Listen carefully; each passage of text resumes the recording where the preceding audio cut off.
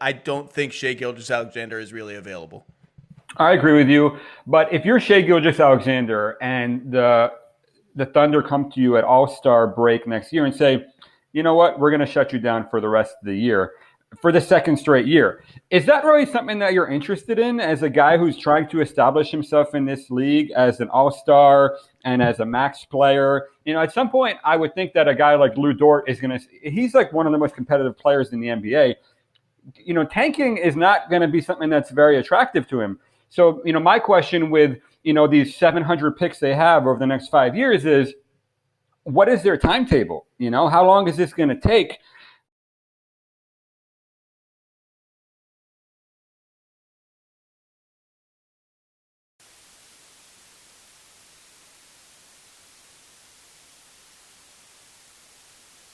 What's up, YouTube? Welcome to the latest episode of The Layup.Line. My name is Dolos, and this is episode 4 of the timeline.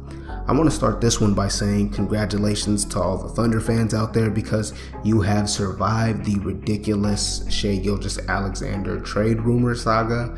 He has finally signed his 5-year extension with Oklahoma City, and if he stays healthy, I'd put money on him making at least one All-Star appearance while he's on that deal. He's the foundational piece of this rebuild, and how soon he wants to compete dictates OKC's entire timeline. The past 2 weeks were filled with outside discussion of trading SGA because he doesn't fit the timeline. Many were quick to point out that a 23-year-old budding all-star is certainly part of the timeline for a rebuilding team, but basing your response on age kind of misses the point of the question.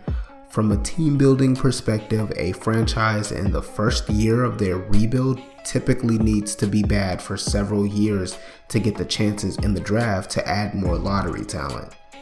I think it's a silly question to ask in Gilgeous-Alexander's case. He likes the franchise and the community and has continued growing as a player with this team. But from an objective, emotionless team building standpoint, you at least need to ask how long a budding all-star wants to be part of a rebuilding team. NBA players like to win, it's why we like them. But to effectively tank, it's always best to lose.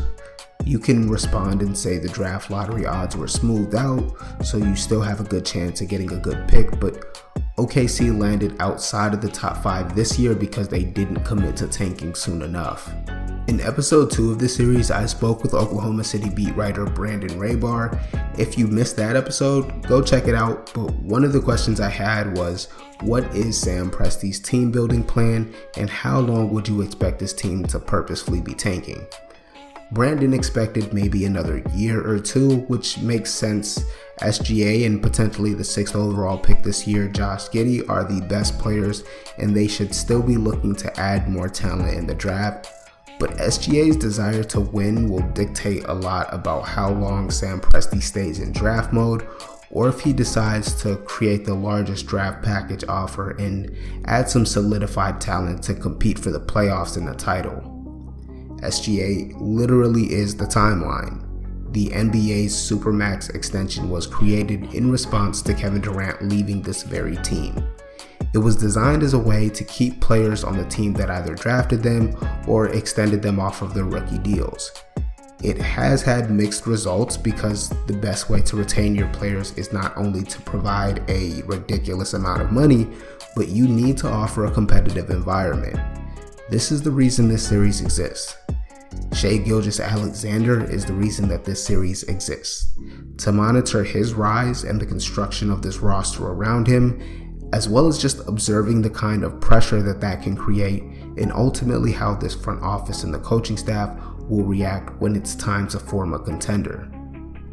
Congratulations to Shai because he's totally earned his extension coming off his rookie deal. I'm really excited to see what this team develops into.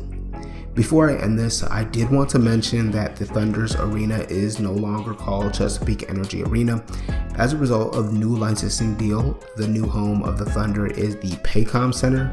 I thought that this was something historical enough that I needed to mention it in this series, but it's obviously not something that deserves a whole video dedicated to it.